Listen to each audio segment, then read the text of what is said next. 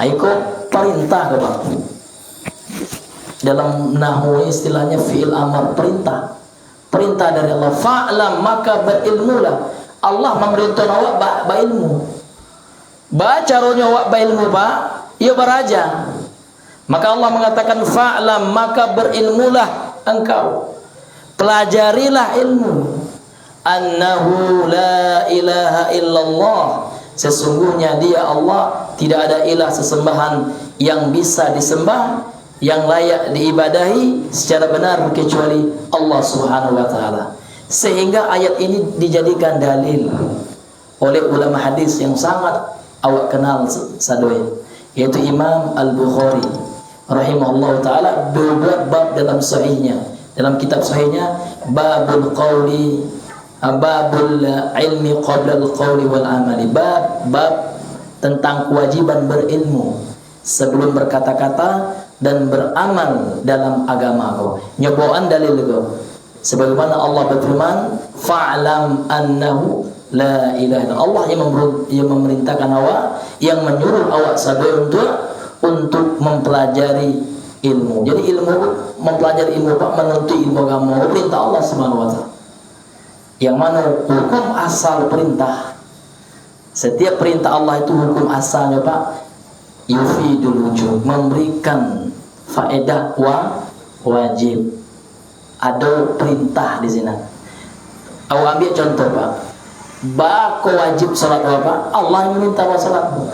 Allah mengatakan wa aqimis shalah, aqim itu fil amr, perintah. Wa aqimis sholata, maka dirikanlah salat, ini perintah dari Allah. Inna sholata tanha 'anil fahsya'i wal munkari. Sesungguhnya salat itu hikmahnya, faedahnya, fungsinya bisa mencegah perbuatan keji dan mungkar. Jadi awak menuntut ilmu apa perintah Allah.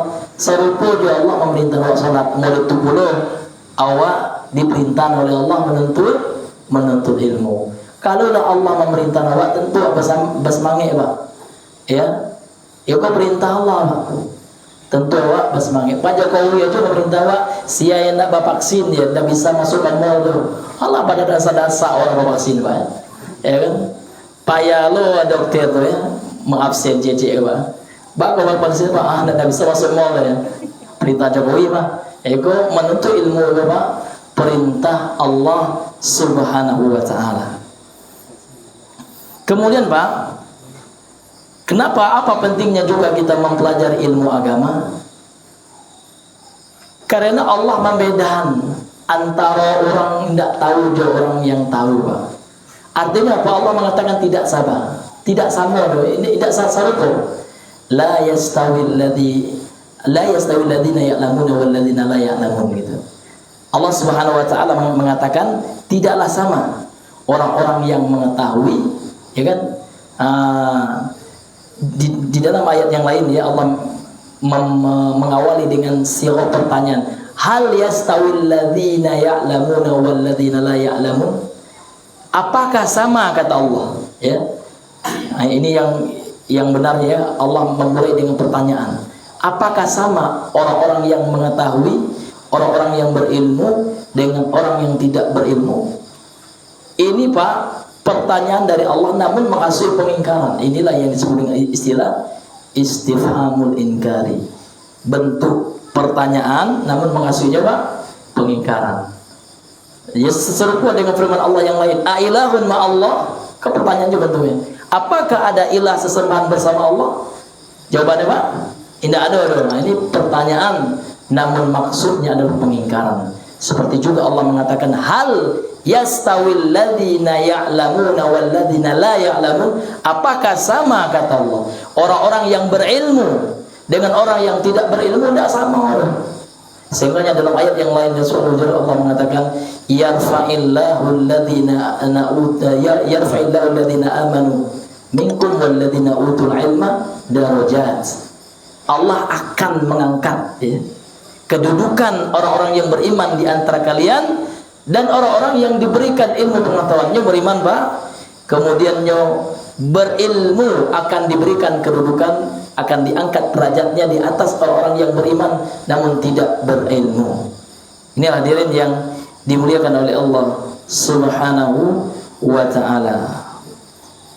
Sehingga ketika Allah Subhanahu wa ta'ala berfirman dalam ayat ini, berkata seorang ulama hadis dan ulama fikih, ya, Al-Hafiz Ibnu Hajar Al-Asqalani rahimahullahu ta'ala, qila fi tafsiriha, beliau mengatakan, ya, dikatakan bagian dari tafsir dari ayat ini, yarfa'illahu alladhina amanu minkum walladhina utul ilma darajat. Maka beliau mengatakan qila fi tafsiriha, dikatakan, ya, ada sebagian ulama yang menyebutkan tentang tafsir ayat ini, kata beliau, yarfa'ullahu al-mu'minal 'alima 'alal mu'mini ghairal 'alimi. Allah Subhanahu wa ta'ala akan mengangkat derajat seorang mukmin yang berilmu, ya, dan Allah tidak mengangkat derajat, ya, Allah mengangkat derajat orang mukmin yang berilmu di atas mukmin yang tidak berilmu. Artinya derajatnya, kedudukannya kelak di sisi Allah ini lebih tinggi daripada mukmin, orang yang beriman, walakin ghairal alim, akan tapi indak berilmu. Rif'atud darajati tadullu 'alal fadli, ya. Tingginya derajat orang-orang yang berilmu itu menunjukkan, kata beliau, kemuliaan yang Allah Subhanahu wa ta'ala agih untuk orang-orang yang berilmu tersebut, ya. Idzil muradu bihi kasratuz thawabi. Bahkan yang dimaksud dengan ditinggikan derajatnya, di antara maksudnya itu, kata beliau, adalah banyaknya thawab, banyaknya ganjaran pahala yang Allah berikan kepada orang-orang yang berilmu. Lain nama awak diangkat derajat awak di sisi Allah, Pak. Nama Pak, namu gitu, ya. Ya, kalau Jokowi memagi pangke, awak senang nanti, Pak, ya. Ini Pak, ya, pangkenya tinggi. Ini derajat pangkat dari Allah. Tentu itulah yang memberikan motivasi kita, Pak, untuk senantiasa menuntut ilmu agama. Kemudian firman Allah yang lain, ya, Allah Subhanahu wa ta'ala menceritakan tentang Nabi Muhammad dan memerintahkan kepada Nabi Muhammad. Iko Allah Subhanahu wa ta'ala firmankan dalam surat Toha ayat 100 sampai balik, dalam penggalan terakhirnya, Pak. Allah memerintahkan kepada Nabi Muhammad, wa qul rabbi zidni ilma, dan katakanlah wahai Muhammad, katakan, berdoa kepada Allah Subhanahu wa ta'ala, ya Tuhanku, zidni ilman, tambahlah bagiku ilmu. Maka ulama mengatakan Allah tidak pernah memerintahkan kepada Nabi meminta tambahan kecuali meminta tambahan ilmu. Ini menunjukkan apa, Pak? Menunjukkan ilmu itu sangat penting, Pak. Tidak pernah Allah mengatakan dalam Al-Quran, wa qul rabbi zidni amalan, atau wa qul rabbi zidni auladan, wa qul rabbi zidni sayyaratan. Nggak ada. Tidak pernah Allah memerintahkan Nabi untuk meminta kepada Allah tambahan harta, tambahan anak-anak, tambahan dunia. Tidak ada, Pak. Jadi Allah memerintah langsung dalam surat Taha ayat 1 sampai balik, Allah memerintahkan kepada Nabi untuk meminta tambahan apa, Pak? Tambahan ilmu. Ini menunjukkan apa, Pak? Menunjukkan pentingnya ilmu. Tidak akan mungkin Allah menyuruh Nabi-Nya meminta tambahan yang nggak penting, gitu, Pak. Padahal Nabi itu, Pak, orang yang paling cerdas, orang yang paling berilmu. Masih Allah suruh berdoa kepada minta ditambahkan ilmu. Apa dia awak, Pak? Ya, awak jauh ilmu dari Nabi SAW. Bahkan dalam hadis yang dikeluarkan oleh Al-Imam Al-Bukhari, sering kami sampaikan hadis dari Aisyah. Apa kata Nabi SAW? Inna atqakum wa a'lamukum billahi ana. Inna atqakum, sesungguhnya orang yang paling bertakwa di antara kalian, wa a'lamakum, dan orang yang paling a'lam, yang paling berilmu tentang Allah, tentang agama Allah, saya, yaitu siapa? Nabi-nabi aja orang yang paling a'lamun nas biddin, manusia yang paling berilmu tentang agama itu Nabi, Pak. Tidak ada yang bisa mengalami ilmu Nabi itu. Kadang orang kini, Pak, mengecewakan ambu hebat daripada Nabi-nya, ya. Apa itu kecil langsung sase, jangan dulu, Pak, ya kan? Karena Nabi sendiri yang mengatakan beliau orang yang paling berilmu. Bahkan beliau orang yang paling mulia. Bahkan Nabi awak, ya Allah suruh mengikuti beliau. Allah suruh awak menjadikan beliau uswatun hasanah. Ndak pak kiai awak ada pak, ndak tuang guru pak. Kata Allah Subhanahu wa taala, laqad kana lakum fi rasulillahi uswatun hasanah. Ndak ada Allah mengatakan laqad kana lakum fi tuangku, ya uswatun hasanah. Ndak ada pak. Jadi Allah mengatakan sungguh pada diri Rasulullah itu bagi kalian terdapat uswatun hasanah liman kana yarjullaha wal yawmal akhir wa dzakarallaha katsira. Barang siapa yang mengharapkan ya Allah, yang mengharapkan ganjaran di sisi Allah dan mengharapkan kesenangan, kebahagiaan di hari kiamat. Tapi kalau orang enggak mengharapkan ganjaran di sisi Allah, enggak niat oleh Pak ya. Iya, adai lebih berharga. Itu sunah Nabi je kan. Adai kan nomor satu mah. Apa ya? Iko tidak masuk dalam ayat berapa? Iko tidak termasuk orang yang yarjullah, orang yang mengharapkan ganjaran di sisi Allah, dan tidak termasuk juga orang yang mengharapkan pahala di hari kiamat. Kalau orang yang mengharapkan betul-betul ganjaran di sisi Allah, mengharapkan kebahagiaan pahala yang banyak di hari kiamat, pastinya menjadikan Rasulullah suri teladan satu-satunya dalam kehidupannya. Inilah Bapak Ibu yang dirahmati oleh Allah. Kenapa pentingnya kita menuntut ilmu agama? Ini banyak. Ini banyak keutamaannya, sangat banyak sekali Bapak Ibu yang dirahmati oleh Allah Subhanahu wa taala. Kemudian Allah Subhanahu wa taala dalam surah Al-Imran menggandengkan persaksian Allah, persaksian malaikatnya, dan persaksian orang yang menuntut ilmu disetarakan oleh Allah. Allah Subhanahu wa taala berfirman, "Syahidallahu annahu la ilaha illahu wal malaikatu wa ulul ilmi qa'iman bil qisti la ilaha illa huwal azizul hakim." Allah telah bersaksi sesungguhnya tidak ada sesembahan yang berhak disembah kecuali Dia, dan para malaikatnya pun bersaksi, dan orang-orang yang Allah berikan ilmu agama menegakkan kesaksian itu dengan keadilan. La ilaha illahu, tidak ada ilah yang berhak disembah kecuali Dia, ya Al-Azizul Hakim, zat yang maha mulia, zat yang maha bijaksana, yakni Allah Subhanahu wa taala. Lihat dalam ayat ini ulama mengatakan termasuk keutamaan ilmu. Kenapa Pak? Persaksian Allah terhadap keesaannya Allah gandengkan. Syahidallah, Allah yang bersaksi. Ya kan? Kemudian siapa? Malaikatnya dan orang-orang yang berilmu. Ini menunjukkan apa Pak? Kedudukan orang yang berilmu itu sangat tinggi di sisi Allah Subhanahu wa taala. Sehingga ketika mentafsirkan ini, Al-Hafiz Ibnu Katsir rahimahullah mengatakan, syahida ta'ala wa kafa bihi syahidan wa huwa asdaqus syahidina wa a'daluhum wa asdaqul qailin. Kata beliau,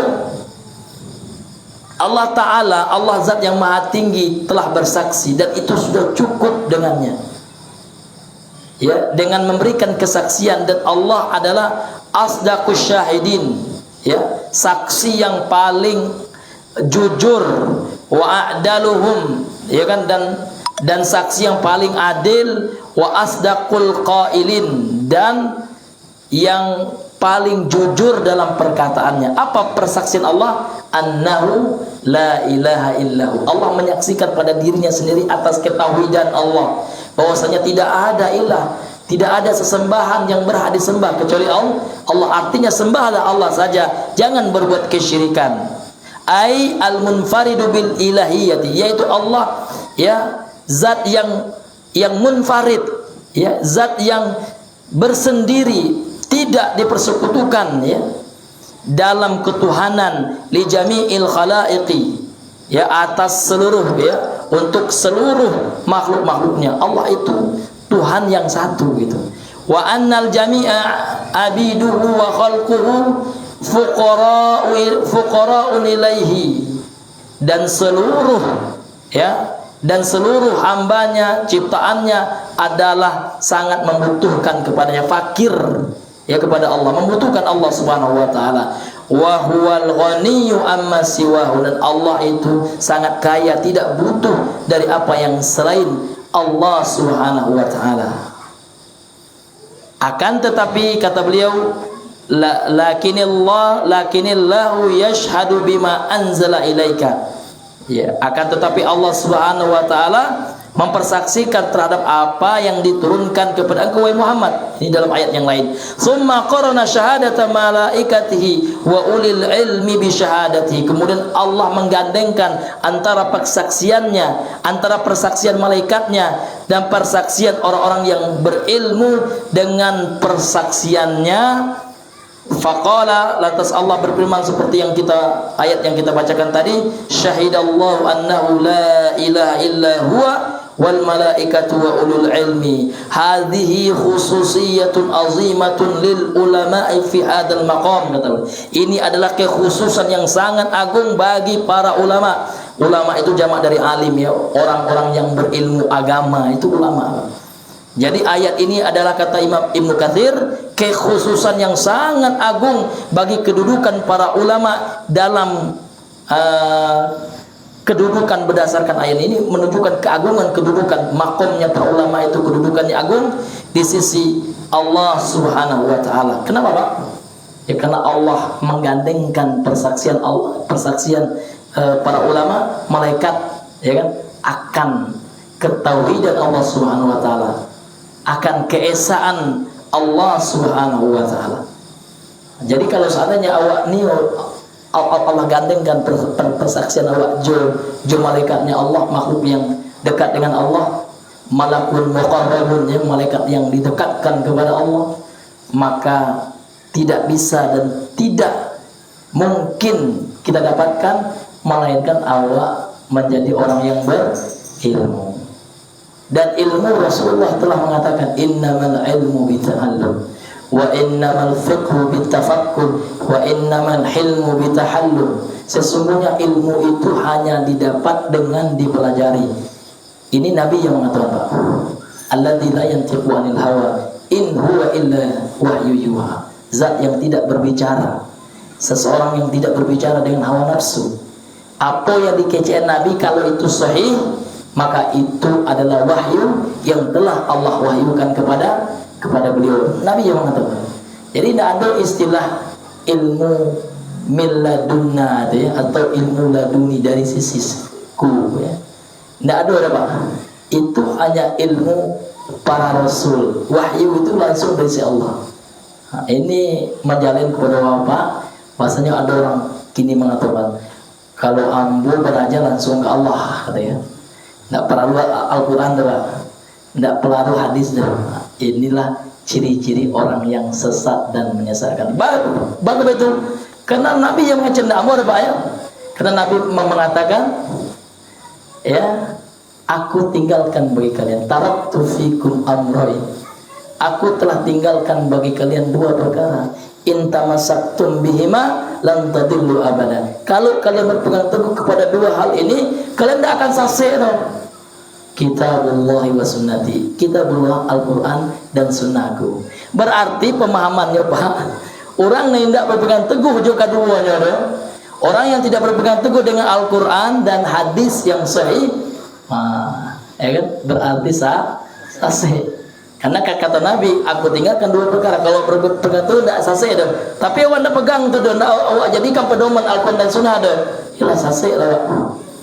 Jelas Pak ya, jangan ragu Pak. Iya kok radikal benar Ustaz ya. Kok sasih? Yang sasih nak awak dong. Ya Nabi yang ngecehannya. Kok bahaya perkataan yang serupa tu Pak. Seolah Nabi lah beko dikatakan tadi radikal. Na'udzubillahi min zalik. Karena hari-hari itu luar biasa Pak. Ya pemahaman-pemahaman nan berseberangan itu banyak mana. Ada orang mengatakan kini agama itu satu sama. Itu ingin menentang Allah Pak. Padahal Allah mengatakan apa Pak? Inna dina indallahil Islam. Sesungguhnya agama dan di sisi Allah dan Allah tarimu Islam saja. Ini ya Bapak Ibu yang dirahmati oleh Allah Subhanahu wa ta'ala. Kemudian Allah mengatakan wa may yabtaghi ghairal islami dinan, barang siapa yang mencari ya kan selain Islam sebagai agama, fala yuqbala minhu, sekali-kali dia pakai lam ya, artinya sekali-kali tidak akan selama-lamanya Allah terima darinya agama itu. Wa huwa fil akhirati minal khasirin, sedangkan dia kelak di akhirat termasuk ke dalam orang-orang nan marugi. Ini marugi Pak? Enggak kan ini Bapak ya? Siapa yang marugi ya? Nah, kan Banggale aja Pak, ya kan orang pedagang kaki lima aja. Ya kan jangka marugi lah Pak ya. Balik pokok aja nanti ya Pak. Balik untuk apa namanya itu Pak? Balik pokok aja nanti ya kan. Pulang modal aja nanti apalagi marugi itu di dunia Pak. Apalagi di akhirat selama-lamanya. Ya Bapak yang dirahmati oleh Allah Subhanahu wa taala. Kemudian Bapak Ibu yang dirahmati oleh Allah Subhanahu wa taala, pentingnya kita belajar ilmu agama. Ya. Karena Rasulullah juga telah mengatakan dalam hadis muttafaqun alaih. Ini muttafaqun ini artinya yang sudah disepakati atasnya. Siapa yang menyepakatinya? Dua ahli hadis besar. Ya, sudah ijma ulama ya menetapkan bahwasanya buku yang paling sahih ya, buku yang paling dijamin keautentikannya, keasliannya, keoriginalannya setelah Al-Quran adalah Sahih Bukhari dan Sahih Muslim. Ini apa kata Nabi dalam Sahih Muslim dan Sahih Bukhari ini? Nabi SAW mengatakan hadis yang sangat pendek dan awallah cuk menangan, tapi Nabi ulang Pak. Karena Pak orang saya sesu ya, pas jalan dia cok ditempuh ya, apa kaji dia cok diulang Pak. Jadi santri-santri nan menghafal Al-Quran Pak, kalau tidaknya ulang hilang tuh Pak. Ya murojaah namanya dalam bahasa Arabnya, murojaah, mudzakarah, murojaah. Bahkan ulama salaf mengatakan hayatul ilmi bimurajaatihi, hidupnya ilmu itu dengan dimurajaah. Apapun itu Pak ilmunya, tidak ilmu agama saja Pak. Ilmu matematika aja Pak ya. Ya orang yang hebat matematika pasnya SMP dulu Pak, dan nyulang lalu punya rumus itu Pak. Ya, apalagi ilmu agama, apalagi kitabullah, apalagi Al-Quran. Maka harus sering dimurajaah, harus buat ini ya, buat jadwal khususnya. Jam sekian ya jadwal untuk murojaah, jam sekian misalkan jadwal menambah hafalan baru. Jadi tambah-tambah hafalan murojaah ada banyak. Ini pernah hafal aja banyak ya. Kalau kamu pernah aja hafal banyak 15 juz. Kini beberapa tinggalnya wallahu alam. Beberapa itu Ustaz, ya jarang murojaah gitu. Bahkan ada kawan Pak habis 30 juz. Ikut fakta Pak ya. Sahih beri apa juga beritanya Pak ya. Kisahnya Pak. Kini tidak ada yang apa jalan, sejusnya tidak ada. Apa penyebabnya Pak? Tanya Pak apa jalannya? Ya kan jus 30 apa penyebabnya? Penyebabnya adalah tidak ada murojaah lagi. Sekali-kali ya Pak, mungkin sekali seminggu murojaah, sekali sebulan. Nah, tidak terjadwal setiap murojaah itu Pak wajib setiap hari ya. Apalagi bagi hafal ya, bagi penghafal Al-Quran wajib satu hari harus ada jadwal ya Pak. Minimalnya harus menyediakan waktu sejam untuk murojaah yang telah dia hafal. Kalau itu hilang Pak ya, hilang ya. Inilah Bapak Ibu yang dirahmati oleh Allah Subhanahu wa taala. Jadi kata Nabi sallallahu alaihi wasallam, "May yuridillahu bihi khairan yufaqihu fid din." Barang siapa yang jika Allah menginginkan baginya kebaikan, maka Allah akan memahamkannya ilmu agama. Jadi pemahaman dari hadis ini Pak, yang dikenal dengan istilah dalam fikih usul fikih mafhumul mukhalafah. Pemahaman terbalik dari hadis ini, bahwasanya barang siapa yang Allah tidak menginginkan kebaikan pada dirinya, Allah tidak akan membuat dia paham dan condong hatinya nak belajar ilmu agama. Nah itu Pak Eko barometer Pak ya. Nah, di mana tahunya Allah tidak inginkan kebaikan di diri seseorang. Lihat mengaji malih ya, belajar ilmu agama malah. Kalau orang lah latihnya ndak ada condong ke ilmu agama, nado mado oleh mengaji dah, gilo bego aja. Itu bahaya Pak. Jadi berdasarkan hadis ikut Pak, hati-hati Pak. Boleh jadi Allah tidak lagi menginginkan kebaikan bagi dirinya. Jadi bersyukurlah Pak, ya kan? Walaupun mungkin bara Jawa hanya lewat YouTube, ya. Tapi lay ado je pangana ke kabaraja, pasti masih ada kebaikan yang Allah inginkan pada diri seseorang Pak. Tapi kalau ndak ada le Pak ya, ndak ada pangana, ndak ada madu seti Allah di hatinya Pak ya. Jangankan hadir dan majelis ilmu ya, YouTube tentang agama ndak cali aja deh kan. Ini bahaya Pak. Koreksilah hati Pak. Ya. Kalau meninggal sempat waktu itu nauzubillah, boleh jadi kita meninggal di atas su'ul khatimah. Nauzubillah min zalik. Qala Ibnu Taimiyah rahimahullahu taala, berkata Imam Ibnu Taimiyah rahimahullahu taala ini dalam kitab beliau Majmu'ul Fatawa. Ya. Kata beliau, kullu man arada Allah bihi khairan la budda ay yatafaqqaha fid dini, faman lam yatafaqqah fid dini lam yuridillahu bihi khairan. Subhanallah. Kata beliau, setiap orang yang Allah inginkan baginya kebaikan, maka harus dia belajar ilmu agama. Faman lam yatafaqqah fid din, dan barang siapa yang tidak mempelajari ilmu agama, lam yuridillahu bihi khairan, berarti Allah tidak menginginkan kebaikan bagi dirinya. Ini Pak, ini menunjukkan kepada kita pentingnya menuntut ilmu agama.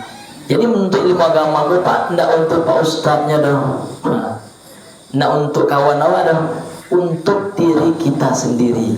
Untuk apa Pak? Supaya awak menjadi terbaik di sisi Allah. Jangan mempelajari ilmu agama nan tinggi-tinggi Pak, awak kaji-kaji rendah aja Pak. Orang nak mengajarkan ikro aja Pak. Nah, ini kan sering disampaikan oleh Ustadz ya, dalil itu keutamaannya. Keutamaannya Pak, khairukum man ta'allama al-Qur'ana wa 'allamahu. Hadis riwayat Imam Bukhari dari sahabat Utsman bin Affan. Khairukum, kata Rasulullah, orang yang terbaik di antara kalian siapa? Man ta'allama al-Qur'ana, orang yang mempelajari Al-Qur'an. Ya. Jangan bercerita kita tentang tafsir dulu, tentang ilmu qiraat ya. Iqra aja loh Pak. Membaca huruf hijaiyah yang benar sesuai dengan kaidah tajwid, ya kan, dengan sifat-sifat hurufnya.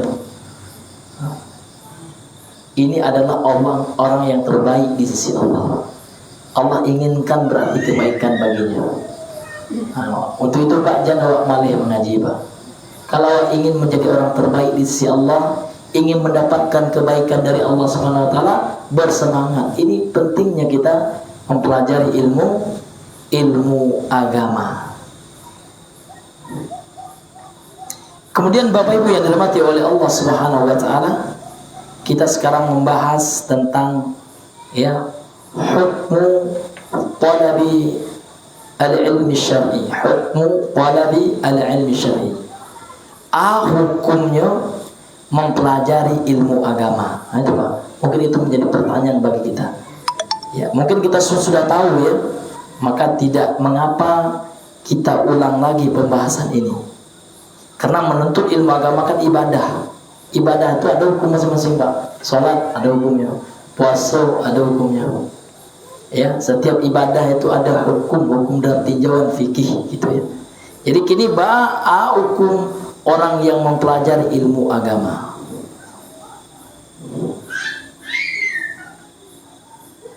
Maka Bapak Ibu yang dirahmati oleh Allah Subhanahu wa taala, orang yang mempelajari ilmu agama, kalau seandainya mempelajari sesuatu yang wajib kita amalkan. Contoh tauhid. Tauhid itu wajib Pak. Tauhid itu rukun Islam yang pertama. Bunyal Islamu ala khamsin. Islam dibangun atas 5 hal. Yang pertama syahadati alla ilaha illallah wa anna muhammadan rasulullah. Ini 2 kalimat syahadat. Yang pertama syahadat, ya kesaksian akan ketauhidan Allah, akan keesaan Allah. Jadi ilmu tentang mempelajari tauhid ini wajib, ya, berdasarkan keumuman dari sabda Rasulullah SAW yang diriwayatkan oleh Imam At-Tirmizi dalam sunannya, Sunan At-Tirmizi. Ya, kata Nabi yang mulia sallallahu alaihi wasallam, talabul ilmi fardhatun ala kulli muslimin. Ada sebuah riwayat yang mengatakan wa muslimatina, tambahan wa muslimatin ini dhaif, lemah, sebagaimana yang dijelaskan oleh para ulama hadis, ya. Namun kalau Allah mengatakan, kalau Rasulullah mengatakan ala kulli muslim, ini sudah masuk ke dalamnya muslimah, gitu Pak. Karena hukum aghlabiyah namanya, hukum kebanyakan. Perintah Allah kepada laki-laki itu berarti sudah mencakup perintah kepada perempuan. Ya. Inilah diri yang diberikan oleh Allah Subhanahu wa taala. Jadi setiap ibadah dan wajib kita amalkan dalam kehidupan kita, maka mempelajari ilmunya juga wajib. Dia berdasarkan keumuman hadis ini. Talabul ilmi fardhatun ala kulli muslimin. Menuntut ilmu itu adalah sebuah kewajiban atas setiap kaum muslimin. Ya, termasuk ya di dalamnya adalah kaum muslimah.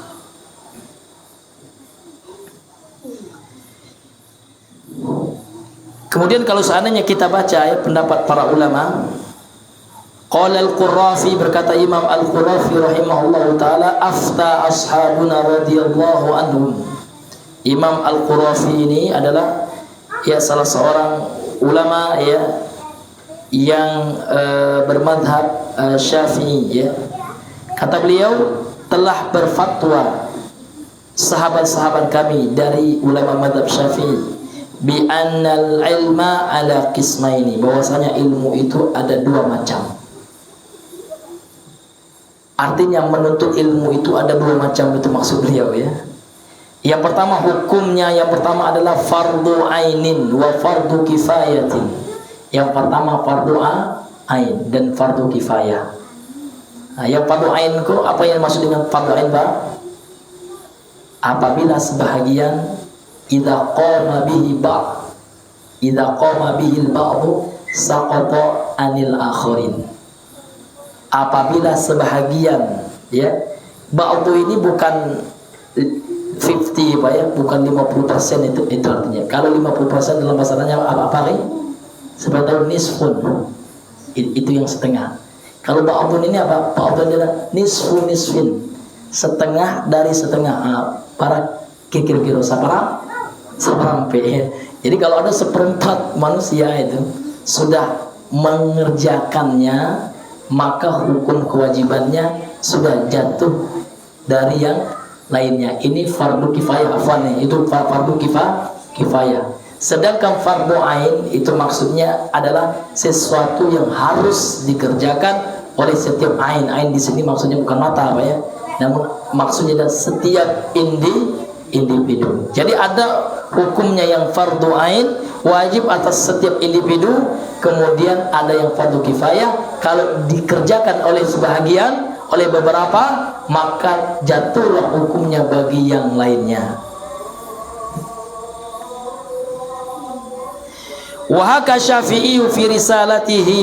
Kemudian Imam Syafi'i dalam kitabnya Ar-Risalah, ini kitab beliau yang sangat terkenal dalam usul fikih, al-ijma'a ala dzalika, ya, kesepakatan para ulama. Ijma' ini dalil dalam agama kita, ya, akan hal itu, bahwasanya hukum dalam mempelajari ilmu itu ada dua macam, fardu ain dan fardu kifayah.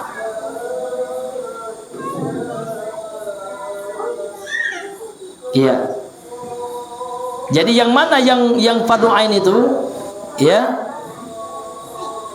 Qala An-Nawawi, berkata Imam Nawawi rahimahullahu taala, al-awwal, yang pertama fardul aini, fardu ain, menuntut ilmu. Yang mana huwa?